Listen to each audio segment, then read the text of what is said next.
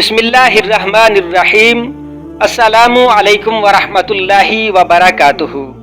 ناظرین، آج کی یہ ویڈیو حضرت حزقیل علیہ السلام کی قوم کے ایک واقعہ کے بارے میں ہے کہ جب 70,000 مردے زندہ ہو گئے۔ یہ حضرت حزقیل علیہ السلام کی قوم کا ایک بڑا ہی عبرت خیز اور انتہائی نصیحت امیز واقعہ ہے، جو کہ خداوند قدوس نے قرآن مجید کی سورہ بقرہ میں بیان فرمایا ہے۔ حضرت حزقیل علیہ السلام حضرت موسیٰ علیہ السلام کے تیسرے خلیفہ ہیں، جو منصب نبوت پر سرفراز کیے گئے۔ حضرت موسیٰ علیہ السلام کی وفات اقدس کے بعد آپ کے خلیفہ اول حضرت یوشع بن نون علیہ السلام ہوئے، جن کو اللہ تعالی نے نبوت عطا فرمائی۔ ان کے بعد حضرت کالب بن یوحنا علیہ السلام حضرت موسیٰ علیہ السلام کی خلافت سے سرفراز ہو کر مرتبہ نبوت پر سرفراز ہوئے۔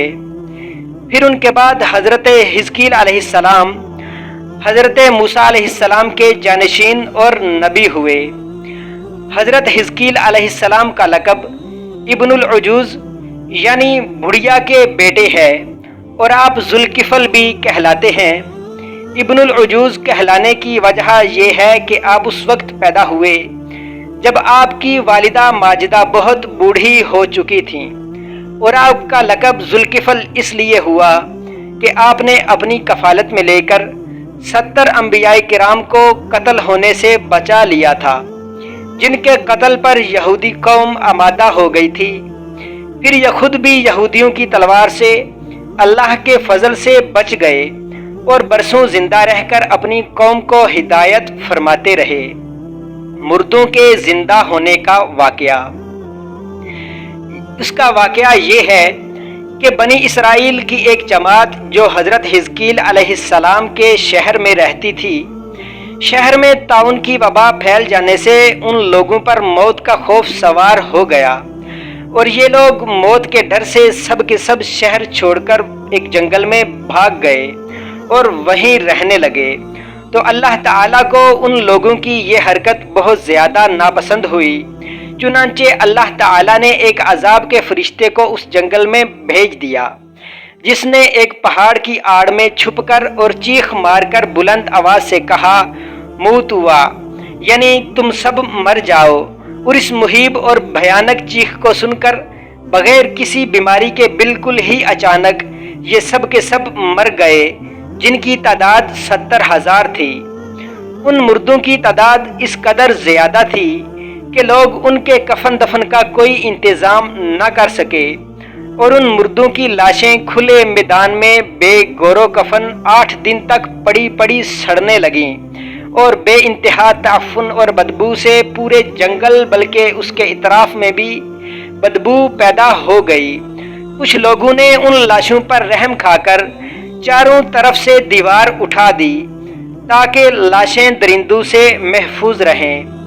کچھ دنوں کے بعد حضرت حزقیل علیہ السلام کا اس جنگل سے گزر ہوا تو اپنی قوم کے 70,000 انسانوں کی اس موت ناگہانی اور بے گورو کفن لاشوں کی فراوانی دیکھ کر رنج و غم سے ان کا دل بھر آیا، اب دیدہ ہو گئے، اور باری تعالیٰ کے دربار میں دکھ بھرے دل سے گڑ گڑا کر دعا مانگنے لگے کہ یا اللہ، یہ میری قوم کے افراد تھے جو اپنی نادانی سے یہ غلطی کر بیٹھے کہ موت کے ڈر سے شہر چھوڑ کر جنگل میں آ گئے۔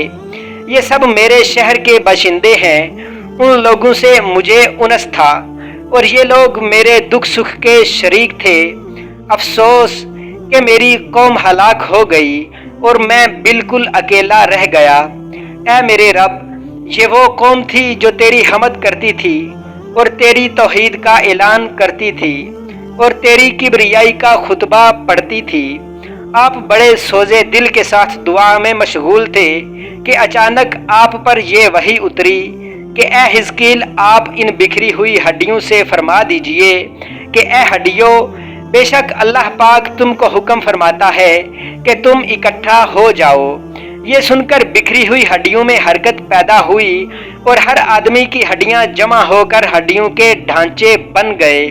پھر یہ وحی آئی کہ اے حزقیل علیہ السلام، آپ فرما دیجئے کہ اے ہڈیوں، تم کو اللہ کا یہ حکم ہے کہ تم گوشت پہن لو۔ یہ کلام سنتے ہی ہڈیوں کے ڈھانچوں پر گوشت پوست چڑھ گئے۔ پھر تیسری بار یہ وحی نازل ہوئی کہ اے حزقیل علیہ السلام، اب یہ کہہ دو کہ اے مردو، خدا کے حکم سے تم سب اٹھ کر کھڑے ہو جاؤ۔ چنانچہ آپ نے یہ فرما دیا تو آپ کی زبان سے یہ جملہ نکلتے ہی 70,000 لاشیں ایک ہی ساتھ میں یہ پڑھتے ہوئے کھڑی ہو گئیں، سبحانک اللہم وبحمدک لا الہ الا انت۔ پھر سب لوگ جنگل سے روانہ ہو کر اپنے شہر میں آ کر دوبارہ آباد ہو گئے اور اپنی عمروں کی مدت بھر زندہ رہے۔ لیکن ان لوگوں پر اس موت کا اتنا اثر باقی رہ گیا کہ ان کی اولاد کے جسموں سے سڑی ہوئی لاش کی بدبو برابر آتی رہی، اور یہ لوگ جو کپڑا بھی پہنتے تھے وہ کفن کی صورت ہو جاتا تھا، اور قبر میں جس طرح کفن میلا ہو جاتا ہے ویسا ہی میلا پن ان کے کپڑوں پر نمودار ہو جاتا تھا۔ چنانچہ یہ اثرات آج تک ان یہودیوں میں پائے جاتے ہیں جو ان لوگوں کی نسل سے باقی رہ گئے ہیں۔ یہ عجیب و غریب واقعہ قرآن مجید کی سورہ بقرہ میں اللہ تعالیٰ نے اس طرح بیان فرمایا ہے کہ اے محبوب، کیا تم نے نہ دیکھا انہیں جو اپنے گھروں سے نکلے اور وہ ہزاروں تھے، موت کے ڈر سے تو اللہ نے ان سے فرمایا مر جاؤ، پھر انہیں زندہ فرما دیا۔ بے شک اللہ لوگوں پر فضل کرنے والا ہے، مگر اکثر لوگ ناشکرے ہیں۔ دوستو، بنی اسرائیل کے اس محیر العقول واقعہ سے یہ دو باتوں کا درس ملتا ہے۔ نمبر 1 کہ آدمی موت کے ڈر سے بھاگ کر اپنی جان نہیں بچا سکتا، لہٰذا موت سے بھاگنا بالکل ہی بیکار ہے۔ اللہ تعالیٰ نے جو موت مقرر فرما دی ہے وہ اپنے وقت پر ضرور آئے گی، نہ ایک سیکنڈ اپنے وقت سے پہلے آ سکتی ہے، نہ ایک سیکنڈ بعد میں آئے گی۔ لہٰذا بندوں پر لازم ہے کہ رضائے الہی پر راضی رہ کر صابر و شاکر رہیں، خواہ کتنی بھی وبا پھیلے یا گمسان کا رن پڑے، اطمینان و سکون کا دامن اپنے ہاتھ سے نہ چھوڑیں، اور یہ یقین رکھیں کہ جب تک میری موت نہیں آتی مجھے کوئی نہیں مار سکتا، اور جب موت آ جائے گی تو میں کچھ بھی کروں، کہیں بھی چلا جاؤں، کسی بھی حال میں بچ نہیں سکوں گا۔ نمبر 2 اس آیت میں خاص طور پر مجاہدین کو ہدایت کی گئی ہے کہ جہاد سے گریز کرنا، میدان جنگ چھوڑ کر بھاگ جانا ہرگز موت کو دور نہیں کر سکتا۔ لہٰذا مجاہدین کو میدان جنگ میں دل مضبوط کر کے ڈٹے رہنا چاہیے، اور یہ یقین رکھنا چاہیے کہ میں موت کے وقت سے پہلے نہیں مر سکتا، نہ کوئی مجھے مار سکتا ہے۔ یہ عقیدہ رکھنے والا اس قدر بہادر اور شیر دل ہو جاتا ہے کہ خوف اور بزدلی کبھی اس کے قریب نہیں آ سکتی، اس کے پائے استقلال کبھی بال برابر بھی کوئی لغزش نہیں آ سکتی۔ اسلام کا بخشا ہوا یہی وہ مقدس عقیدہ ہے کہ جس کی بدولت مجاہدین اسلام ہزاروں کفار کے مقابلے میں تنہا پہاڑ کی طرح جم کر جنگ کرتے تھے، یہاں تک کہ فتح مبین سے سرفراز ہوتے تھے، اور وہ ہر جنگ میں مظفر و منصور ہو کر اجر عظیم اور مال غنیمت کی دولت سے مالا مال ہو کر اپنے گھروں میں اس حال میں واپس آتے تھے کہ ان کے جسموں پر زخموں کی کوئی خراش بھی نہیں ہوتی تھی، اور وہ کفار کے دل بادل لشکروں کا صفایا کر دیتے تھے۔